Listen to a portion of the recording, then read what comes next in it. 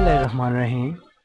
आज हम second year biology chapter number 1 homeostasis के अंदर एक्सक्रीशन इन अर्थ फॉर्म और एक्सक्रीशन इन कॉकरोच के बारे में पढ़ेंगे।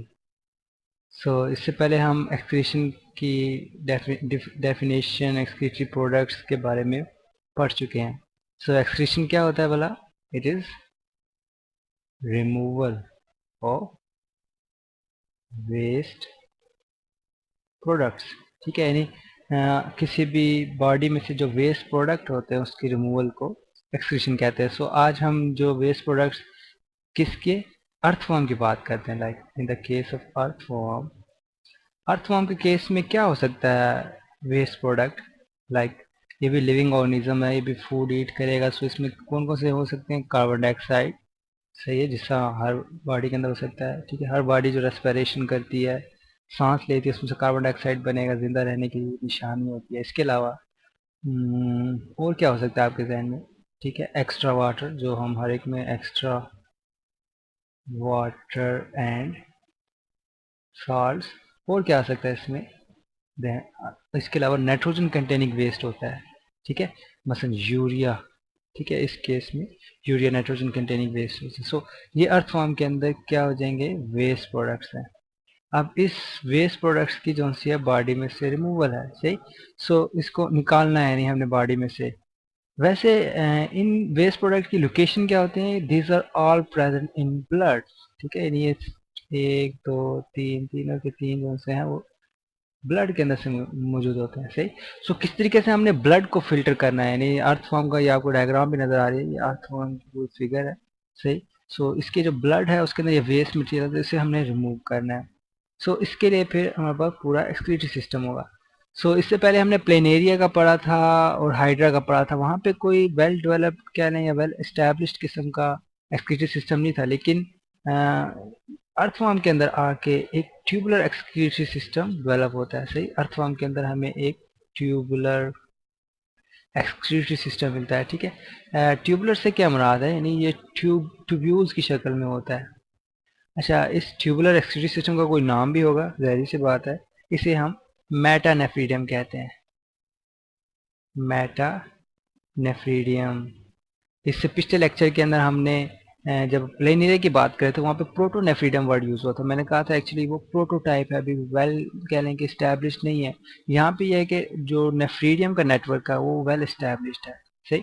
अब इसमें होता क्या है, यानी अगर हम डायग्राम में भी देखें आपको क्या ये ट्यूब्यूल्स नजर आ रही हैं और ट्यूब्यूल्स के इर्द गिर्द ब्लड कैपिलरीज नजर आ रही हैं, सही। यानी इसे मेटानेफ्रीडिया ट्यूब्यूल्स कहा हुआ है, सही, मेटानेफ्रीडिया ट्यूब्यूल्स।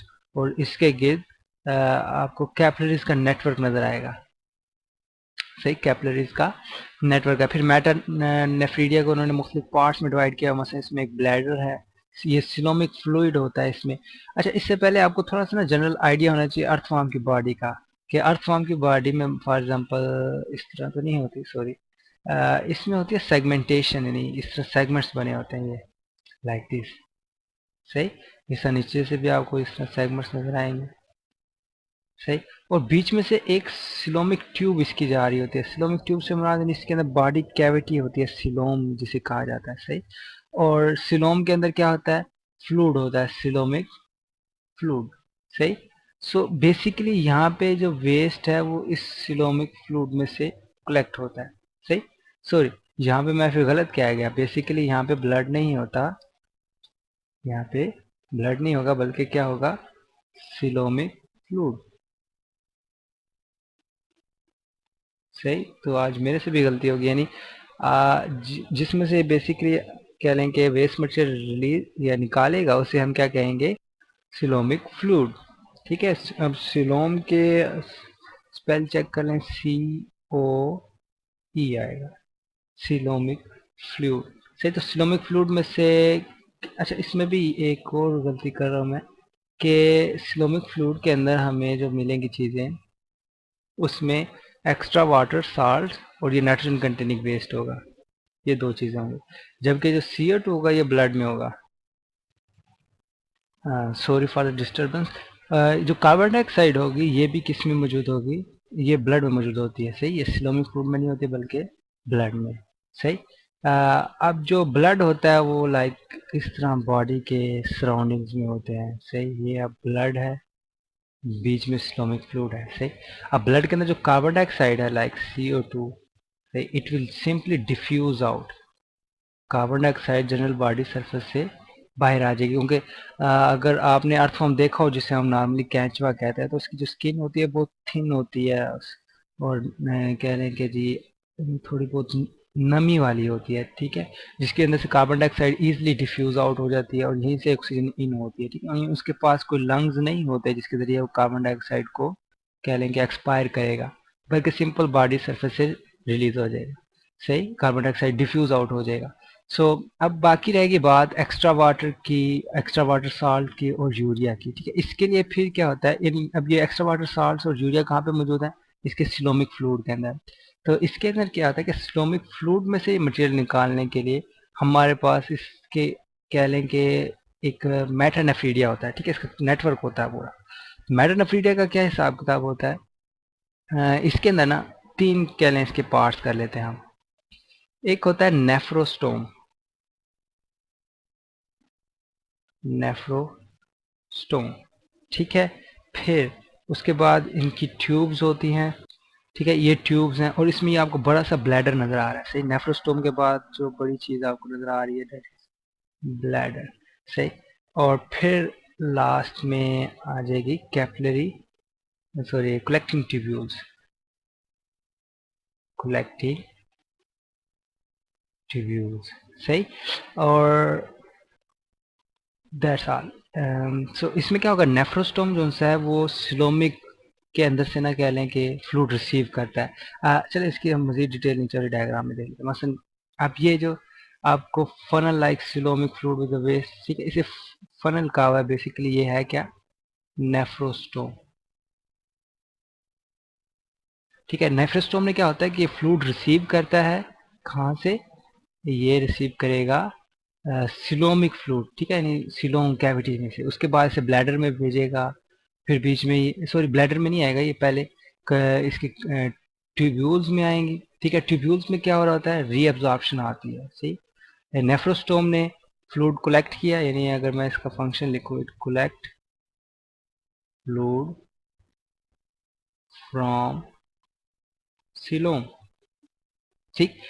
और उसके बाद कलेक्टिंग ट्यूब्यूल्स क्या करती हैं, लाइक मैं कलर चेंज करूँ, कलेक्टिंग ट्यूब्यूल्स क्या करेंगे, it will show reabsorption, reabsorption, ठीक है। किस चीज़ की रीअब्जॉर्प्शन होगी, मसलन वाटर की, अगर वाटर की कमी है तो, इसके अलावा साल्ट्स की होगी, इसके अलावा और भी यूजफुल जो मटेरियल इसके अंदर मौजूद होगा, ठीक है, जो भी यूजफुल मटेरियल है वो रीअब्जॉर्ब हो जाएगा। लास्ट में आता है ब्लेडर। ब्लेडर में थोड़ी देर के लिए वेस्ट मटेरियल स्टोर रहता है, ठीक है, एंड देन एक्सक्रीटेड आउट, ठीक है, फिर ये बाद में एक्सक्रीट कर दिया जाता है, बाहर की तरफ एक्सक्रीट हो जाता है, सही। सो इस तरह क्या प्रोसीजर होगा कि सबसे पहले यानी इसका थोड़ा बहुत आइडिया होना चाहिए कि बीच में इसकी सिलोम कैविटी होती है, ठीक है, सिलोम कैविटी के अंदर वेस्ट मटेरियल यानी सिलोमिक फ्लूइड होगा, उसी के अंदर वेस्ट मटेरियल शामिल होता है, सही। सो इसका जो मेटानेफ्रीडियम है, यानी जो इसका कह रहे हैं एक्सक्रीटरी सिस्टम है, उसके अंदर तीन मेन पार्ट है, नेफ्रोस्टोम, कलेक्टिंग ट्यूब्यूल्स एंड ब्लेडर, सही। नेफ्रोस्टोम क्या करेगा, ये फ्लूइड जमा करेगा सिलोम में से, यानी एक ओपनिंग होती है, सही, जिसके इर्द गिर्द सिलिएटेड ओपनिंग कह लें, सीलिया मौजूद होता है ताकि फिल्टर करके ये एंटर करे। सो इसमें फ्लूइड एंटर होगा, और उसके बाद कलेक्टिंग ट्यूब्यूल्स इसमें से कह लें कि कलेक्शन करेंगे, कलेक्शन से मुराद यानी उसको जो यूजफुल मटेरियल होंगे ना उनको रीअब्जॉर्ब कर लेंगे, और उसके बाद जो ब्लेडर है उस वहाँ पे थोड़ी देर ये वेस्ट मटेरियल स्टोर रहेगा, उसके बाद ये बाहर एक्सक्रीट आउट हो जाएगा, सही। सो ये द स्ट्रक्चर मैटर नेफ्रीडियम का, यहाँ पे भी आपको डायग्राम में नजर आ रहा है। नेफ्रोस्टोम जिसने फ्लूइड रिसीव किया, आगे कलेक्टिंग ट्यूब्यूल्स जहाँ पे रीअब्जॉर्प्शन होगी, और फिर ब्लैडर, ब्लैडर से ये फिर एक्सटर्नल पोर के जरिए बाहर आ जाता है, ठीक है। एक्सटर्नल पोर भी बेशक बीच में डाल सकते हैं, एक्सक्रीट आउट थ्रू एक्सटर्नल पोर, ठीक है, एक्सटर्नल पोर के जरिए ये बाहर रिलीज आउट हो जाएगा, सही। ओके, ये तो एक्सक्रीटरी सिस्टम हो गया हमारा कह लें अर्थ फॉर्म का, सही। अब हम चलते हैं काकरोच पे, जो हमारा सेकंड पार्ट है। सो काकरोच का थोड़ा डिफरेंट है, ये कह लें कि इसका जो डाइजेस्टिव सिस्टम है ना, डाइजेस्टिव सिस्टम जिसमें कह लेंगे फूड डाइजेस्ट होती है, system is linked with excretory system। ठीक है। और कह लें कि जो छोटे छोटे स्पीशीज होती है, ठीक है, जिस तरह छोटे छोटे ऑर्गेनिजम्स होते हैं, इंसेक्ट्स वगैरह हो गए, इसमें डाइजेस्टिव सिस्टम और excretory system almost match up हुए होते हैं, ठीक है, ये लिंक हुए होते हैं, सही। लेकिन जो जो एडवांस लेवल पे जाएंगे, मतलब हम ह्यूमन एक्सक्रीटरी सिस्टम पढ़ेंगे ना, तो वहाँ पे डाइजेस्टिव सिस्टम जो उनसा है वो डिफरेंट होगा, एक्सक्रीटरी सिस्टम डिफरेंट होगा, ठीक। अच्छा, इसकी जो लिंक क्यों है, अगर कोई क्वेश्चन पूछे why digestive system is link with excretory system, क्योंकि इसमें कोई खास ब्लड नहीं होता, इसके अंदर एक चीज पाई जाती है जिसे हम कहते हैं हीमोलिम्फ। हीमोलिम्फ जो कि प्रेजेंट होती है सिर्फ ओपन सर्कुलेटरी सिस्टम में। अब आप कहेंगे जी ओपन सर्कुलेटरी सिस्टम क्या होता है, आपने पढ़ा हो, में भी आपको अगर याद हो, सर्कुलेटरी सिस्टम में दो टाइप्स होती हैं इसकी, ओपन सर्कुलेटरी सिस्टम, एक क्लोज सर्कुलेटरी सिस्टम होता है और एक ओपन सर्कुलेटरी सिस्टम। सही। ओपन से क्या मुराद है, ओपन से मुराद खुला, यानी जहाँ पे ब्लड की जो पाइप्स होते हैं इन कैपिलरीज वगैरह ये प्रेजेंट नहीं होती, सिंपल ब्लड पंप आउट कर दिया जाता है ऑर्गन्स के इर्द गिर्द, वो पूल सा तालाब सा बना लेता है, सही। और फिर वापस इसी तरह उसे वापस ले आया जाता है हार्ट तक, उसे पंप करता है, सही। यानी वो कह लें कि जो भी अगर मैं ये बनाऊं मसलन ये, तो इसकी कॉकरोच की बॉडी है, सही, कॉकरोच की बॉडी, फिर आपने देखा होगा उसके ऊपर यूं लाइनिंग सी बनी होती है, सही। सो इसके इर्द गिर्द ब्लड पाया जाएगा, इस तरह इसके इर्द गिर्द ब्लड आ जाएगा, इसके सब तमाम ऑर्गेनल के अंदर इस तरह ब्लड, ये ब्लड नहीं होता बेसिकली, ये हीमोलिम्फ होता है, सही। हीमोलिम्फ इसके कह लें कि ऑर्गेनाइज के चारों तरफ फैला हुआ होता है, ठीक है। यानी ऑर्गेनाइज क्या, मैं मिटा देता हूँ, मुझे ज़्यादा गंद नहीं लगाना, ठीक है। तो कहने का मकसद है कि जो हीमोलिम्फ है इस तरह तालाब सा बनाया होता है इसने मुख्तलिफ ऑर्गन्स के इर्द गिर्द, ठीक। और चलिए हम इसकी मजीद डिटेल ले लेते हैं, मसलन क्या ओपन सर्कुलर सिस्टम होता है, क्या क्लोज होता है। अब मसलन ये हीमोलिम्फ का इन्होंने कैटेगरी दी हुई है। हीमोलिम्फ में ये होता है कि ये हार्ट ने ब्लड पंप किया, वो थोड़ी देर के लिए कह लें कि आर्टरीज में आएगा, आर्टरीज के बाद वो सिंपल बाहर बॉडी के अंदर आ जाएगा। जबकि क्लोज के अंदर क्या होता है कि हार्ट पंप करेगा और ब्लड कैपिलरीज के अंदर रहेगा, दोबारा वेन्स में कन्वर्ट हो जाएगा, लेकिन ब्लड बाहर नहीं आएगा, that is close circulatory system. Open circulatory system की एग्जांपल काकरोच है हमारे पास, और क्लोज के लिए अभी हमने अर्थवर्म पढ़ा है।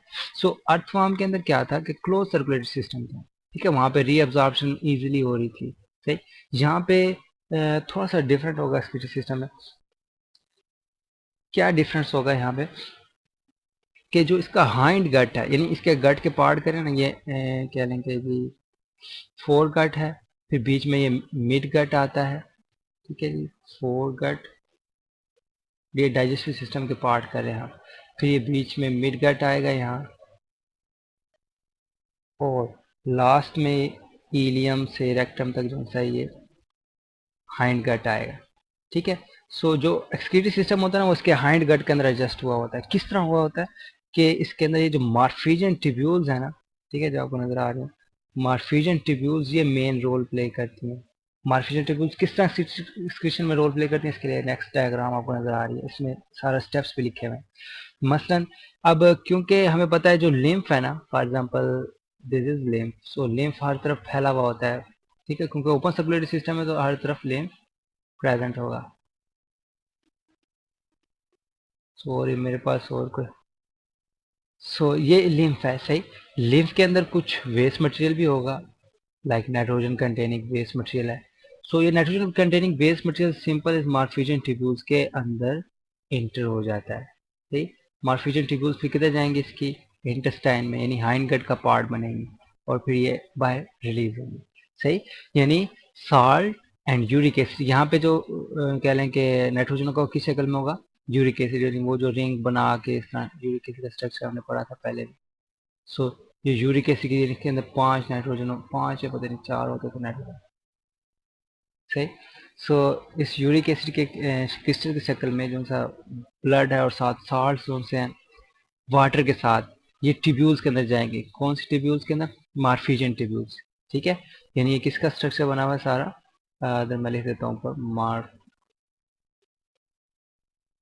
सॉरी, मार्फिजियन ट्यूब्यूल्स, सो सबसे पहले क्या होगा कि जो भी लिम्फ के अंदर, ठीक है, ये मैंने जो सा कह लें कि इस कलर में बनाया है, इट इज हीमोलिम्फ, हीमोलिम्फ जो कि ओपन सर्कुलेटरी सिस्टम में होता है। सो हीमोलिम्फ के अंदर जो भी नाइट्रोजनस वेस्ट होगा वो किसके अंदर इंटर होगा, मार्फिजन ट्यूब्यूल्स के अंदर, मार्फिजन ट्यूब्यूल्स फिर इसे आगे ले जाएंगी इंटेस्टाइन के अंदर। सही, ओके। ये जो हाइंड गट का पार्ट है, यानी हमने कहा था ना कि जो स्कीटी सिस्टम है वो कहाँ पे फिट होगा, इसके हाइंड गट के अंदर। सो हाइंड गट का जो सा पार्ट है यहाँ पे रेक्टम के अंदर जाके, ठीक है, ये जो पोर्शन है ये आपको रेक्टम नजर आ रहा है, रेक्टम के अंदर जाके रीअब्जॉर्प्शन होती है, ठीक है, रीअब्जॉर्प्शन ऑफ वाटर होगी, ठीक है, जो भी कह लें कि एक्स्ट्रा वाटर होगा वो रीअब्जॉर्ब हो जाएगा, ठीक है, इसके अलावा सॉल्ट्स, ठीक, और यूजफुल जो भी प्रोडक्ट होंगे, यूजफुल प्रोडक्ट्स, जो भी यूजफुल प्रोडक्ट्स बॉडी के लिए होंगे वो यहाँ पे रीअब्जॉर्ब होंगे, ठीक है। यानी अब आप देखें तो जो जो हम एडवांस ऑर्गेनिज्म की तरफ आ रहे हैं तो ये जो रीअब्जॉर्प्शन का स्टेप है ये भी साथ साथ मॉडिफाई होता जा रहा है, एडवांस होता जा रहा है, ठीक है। बल्कि इस केस के अंदर रीअब्जॉर्प्शन हाईली एडवांस है, क्यों, क्योंकि इंसेक्ट्स उस ग्रुप से ताल्लुक रखते हैं जिनका जो सा वेस्ट मटेरियल है ना वो फीसिस होते हैं। फीसिस से मुराद कि इसके अंदर बहुत लेस हाइड्रोजन वाटर की कंसंट्रेशन होगी, ठीक है, इसके अंदर जो वाटर की कंसंट्रेशन है वो बहुत कम होगी, क्यों, क्योंकि मोस्ट ऑफ द वाटर जो है वो रेक्टम के अंदर रीअब्जॉर्ब हो जाएगा, ठीक। तो इस तरह ही नहीं है, फिर less water condition, drought condition, जहाँ पे पानी की बहुत ज्यादा कमी है वहां पे भी सर्वाइव कर सकते हैं। सो ये किसके अंदर आता है, इंसेक्ट्स की कैटेगरी है, ठीक है। तो इंसेक्ट्स के अंदर salts water reabsorb from hind gut into haemolymph के अंदर दोबारा रीअब्सॉर्ब हो जाते हैं, ठीक। और फिर एनस से कह लेंगे, या जो पोर है ओपनिंग पोर लास्ट, उसके जरिए से वेस्ट जो है वो एक्सक्रीट आउट हो जाएगा। सही। सो ये तो था एक्सक्रीटरी सिस्टम में काकरोच, और ये दोनों इनवर्टिब्रेट की कैटेगरीज में आते हैं, हमको ध्यान में रखना, क्योंकि दोनों के अंदर वर्टिब्रेट कॉलम नहीं है। अब हम चलें इसे रिवाइज कर लेते हैं। सो हमने एक्सप्रेशन को डिफाइन किया दोबारा से, हमने कहा जी कि रिमूवल ऑफ वेस्ट प्रोडक्ट्स है। सो इसके हमने दो एग्जांपल्स पढ़ी है, एक अर्थवर्म है और दूसरी काकरोच है। अर्थवर्म के लिए हमने कहा जी क्या वेस्ट मटेरियल का, कार्बन डाइऑक्साइड, ठीक है, वो ब्लड का काम है, सही, वो ब्लड से रिलीज हो जाएगी इससे। Okay, extra water and salt और यूरिया जो सा कह रहे हैं कि इसका नाइट्रोजन कंटेनिंग वेस्ट। अच्छा, उसके अंदर जो काकरोच था उसके अंदर अमोनिया था, ठीक है, ये चीज सॉरी यूरिक एसिड था। सो यहाँ पे जो एक्स्ट्रा वाटर और साल्ट होंगे वो कहाँ पे मौजूद होंगे, इसके सिलोमिक फ्लूइड के अंदर। वो सिलोमिक फ्लूइड क्या होता है कि मसलन ये अगर बॉडी है काकरोच की तो इसके सेंट्रल के अंदर एक ट्यूब से गुजरती है इस तरह से, ठीक। ये जो ट्यूब है ये फ्रॉम कह लें कि एंटीरियर टू पोस्टीरियर रन कर रही होती है, इसे हम सिलोमिक ट्यूब कहते हैं या सिलोमिक कैविटी भी कहा जाता है इसे। तो इसके अंदर सिलोमिक फ्लूइड होता है जिसके अंदर वेस्ट शामिल होता है। सो फिर प्रोसीजर क्या होगा कि हर कह लें कि जो भी पार्टीशन हुई हुई है, ठीक, सेडिमेंट कह लें, सेडिमेंटेशन, हर सेडिमेंटेशन के अंदर एक मेटानेफ्रीडियम मौजूद होगा, सही, जो कि ट्यूबुलर एक्सक्रीटरी सिस्टम है किसका, ये है इसका अर्थवर्म का, सही। सो ट्यूबुलर एक्सक्रीटरी सिस्टम के अंदर हमने फिर मजीद पार्ट्स के, तो तीन मेन पार्ट्स होंगे, नेफ्रोस्टोम जो कि सिलोम में से फ्लूइड को कलेक्ट करेगा जिसके अंदर वेस्ट मटेरियल था, फिर कलेक्टिंग ट्यूब्यूल्स आएंगी, ठीक है, सॉरी यहाँ पे ये पहला नंबर होगा, ये दूसरा। कलेक्टिंग ट्यूब्यूल्स क्या करेंगी, रीअब्जॉर्ब कर लेंगे, यानी उसमें से जो वेस्ट होगा उसे रहने देंगे, जो बकाया वाटर होगा इजाफी और साल्ट वगैरह उसे रीअब्जॉर्ब कर लिया जाएगा। ब्लेडर फिर इसके अंदर आपको नजर आ रहा होगा, ये थर्ड नंबर पे, थर्ड नंबर ब्लेडर जो सा है ये थोड़ी देर वेस्ट मटेरियल स्टोर करेगा और उसके बाद जो बाहर का पोर, एक्सटर्नल पोर, उसके जरिए से एक्सपेल कर देगा, ठीक है। इसके अलावा ये कोर डायग्राम है। और हमने इसके साथ एक और चीज डिस्कस की, open circulatory system and close circulatory system. वो किधर चला गया, जी है, सही है, हमने फ्रॉग के केस में पढ़ी। मसलन जो अर्थवर्म का केस है इसके अंदर क्लोज सर्कुलेटरी सिस्टम, यानी जो सा ब्लड है वो विद इन द वेसल्स रहेगा, ठीक है, यानी पाइप्स के अंदर रहेगा, एक कह लेंगे अपनी दीवारों के अंदर रहेगा। जबकि ओपन सर्कुलेटरी सिस्टम के अंदर क्या है कि जो ब्लड है, या ये इस केस में ब्लड नहीं होता, हीमोलिम्फ होता है। सो ब्लड जो है वो कैपिलरी से या वेसल से बाहर आ जाता है। सो इसलिए जो फ्रॉग का एक्सक्रीटरी सिस्टम है वो थोड़ा डिफरेंट है। इसके अंदर क्या होगा कि एक तो इसका सबसे पहले तो यह है कि इसका डाइजेस्टिव सिस्टम के साथ ही लिंक होगा, यानी हाइंड गट के अंदर एक्सक्रीटरी सिस्टम फिट होता है। किस तरह फिट हुआ होता है, मार्फिजन ट्यूब्यूल्स होती है, ठीक है। मार्फिजन ट्यूब्यूल्स क्या करती हैं, कि ये जो भी हीमोलिम्फ है इसके बॉडी के अंदर जो फैला हुआ है उसके अंदर ट्यूब भी फैली हुई होती हैं, और ये उसमें से कह लेंगे हीमोलिम्फ में से जो सब वेस्टफुल मटेरियल होता है उसे अपने अंदर इंटर करा लेती हैं, ठीक है। उसके बाद उसे डिलीवर करती हैं हाइंड गट के अंदर। हाइंड गट के अंदर जो रेक्टम का पार्ट होता है वहाँ पे रीअब्जॉर्प्शन होगी और बाद में एक्सक्रीशन हो जाएगी, सही। सो अगेन इसमें हमने चीज़ पढ़ी कि रीअब्जॉर्प्शन यहाँ पे थोड़ी एडवांस हो चुकी होती है, और इंसेक्ट्स के अंदर वाहिद ऐसा है जो वेस्ट मटेरियल को फीसिस में, यानी हमारे यूरिन होती है उसमें लिक्विड यूज होता है, ठीक है। इवन जितने भी एनिमल्स हैं सब लिक्विड शक्ल में कह लें कि यूरिन करते हैं या एक्सक्रीशन करते हैं, सही। तो जो इंसेक्ट्स हैं इनकी जो एक्सक्रीशन होती है ये फीसिस की शक्ल में होती है, यानी हार्ड की शक्ल, हार्ड सॉलिड की शक्ल में। ये इनके अडाप्टेशन है जिसकी वजह से ये ज़्यादा कह लें कि जो ड्राउट कंडीशन होते हैं, मतलब चूंटियाँ आपने देखी होंगी, ये खुश्की में भी रहते हैं, चूंटे होते हैं, ठीक है, वो काफ़ी गर्मी में रह सकते हैं। कीड़े मकोड़े आपको पता है हर जगह पाए जाते हैं। तो उसके अंदर यानी एक किस्म की अडाप्टेशन है कि ये फीसिस अपनी हार्ड सॉलिड की शक्ल में रिलीज करते हैं, जिसके अंदर इनकी एक्सक्रीशन शामिल होती है, सही। सो ये हो गया हमारा एक्सक्रीटरी सिस्टम इन इनवर्टिब्रेट्स, जिसके अंदर दो एग्जांपल्स पढ़ी हमने, एक earthworm and other one is cockroach. आगे हम एक्सक्रीशन इनवर्टिब्रेट्स स्टार्ट करेंगे।